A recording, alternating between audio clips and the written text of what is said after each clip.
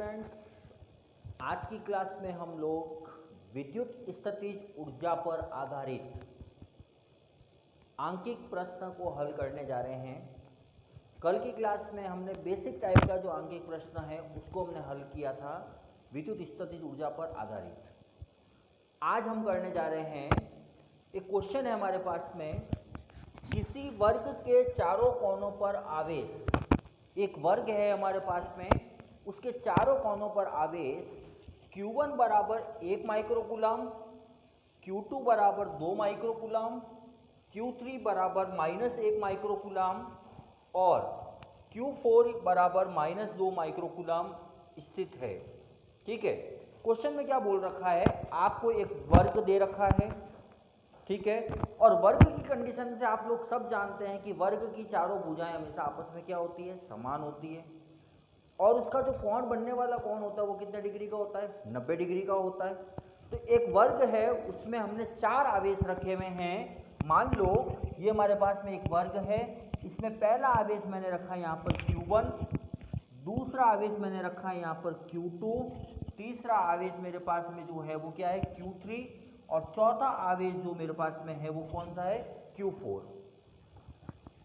इस वर्ग के चारों कोनों के ऊपर हमने 4 आवेश रख दिए। Q1 का मान हमें दे रखा है 1 माइक्रोकूलम, Q2 का मान मुझे दे रखा है 2 माइक्रोकूलम, Q3 का मान जो दे रखा है आपको -1 माइक्रोकूलम, और Q4 जो आवेश है उसका मान मुझे दे रखा है -2 माइक्रोकूलम। तो इस निकाय की आपको विद्युत स्थितिज ऊर्जा ज्ञात करनी है।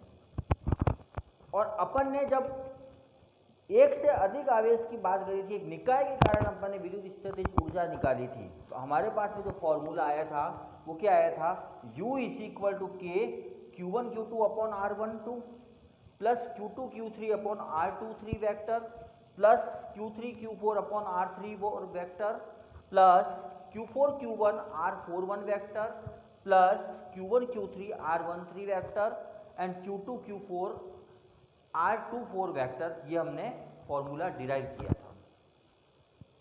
हमारे पास में जो आवेश आपको गिवन है वो माइक्रोकूलम के अंदर है, तो आपको सबसे पहले क्या करना होगा, उन आवेशों को हम किस में कन्वर्ट करेंगे, कूलम के अंदर। और आप लोग सब जानते हैं कि जो भी कूलम में जब कन्वर्ट करेंगे माइक्रोकूलम को, तो उसमें क्या लग जाएगा, 10⁻⁻⁶ 10 की घात -6 लग जाएगी। तो यहाँ पर हमें क्या करना होगा, देखो Q1 से Q2 जब हम निकालेंगे तो उसकी जो डिस्टेंस हमें दे रखी है 1 मीटर, क्योंकि वर्ग की चारों भुजाएं हमेशा आपस में समान होती है, तो सारी भुजाएं कितनी हो जाएगी, 1 मीटर। Q2 से Q3 भी कितना हो जाएगा, 1 मीटर। Q3 से Q4 भी आपके पास में कितना दिया हुआ है, 1 मीटर, और Q4 से Q1 भी आपको दे रखा है 1 मीटर। अब आपको क्या करना पड़ेगा, Q1 Q2 आप निकाल लोगे, Q2 Q3 निकाल लोगे, इसमें भी आपको डिस्टेंस दे रखी है।